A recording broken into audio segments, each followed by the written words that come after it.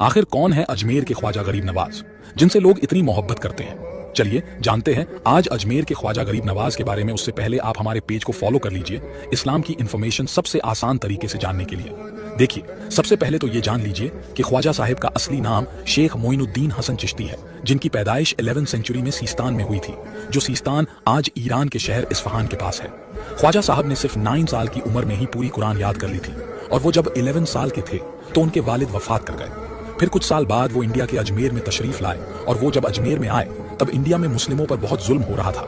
लेकिन जब ख्वाजा साहब आए तो उन्होंने मुस्लिमों को दोबारा हिम्मत दी, उन्होंने मुस्लिमों को पढ़ाया और उनकी मदद की। और जब वो अजमेर में थे तब उन्होंने बहुत सारे लोगों को इस्लाम की दावत भी दी, जिससे बहुत सारे लोगों ने इस्लाम की खूबसूरती देखकर इस्लाम कबूल किया। लेकिन कई बार ख्वाजा साहब पर मुसीबत भी आई, क्योंकि इस्लाम के दुश्मन उस वक्त भी थे और वो चाहते थे कि इस्लाम खत्म हो जाए। लेकिन ख्वाजा साहब ने अपनी पूरी जिंदगी इस्लाम के लिए सौंप दी और 12वीं सेंचुरी में वो वफात कर गए। और उनके बाद मुगल बादशाह गयासुद्दीन ने उनकी दरगाह बनवाई, और मुगल बादशाह हुमायूं ने, अकबर ने, शाहजहां ने और औरंगजेब ने इस दरगाह की हिफाजत की। और बादशाह अकबर तो कई बार ख्वाजा साहिब की दरगाह गए थे।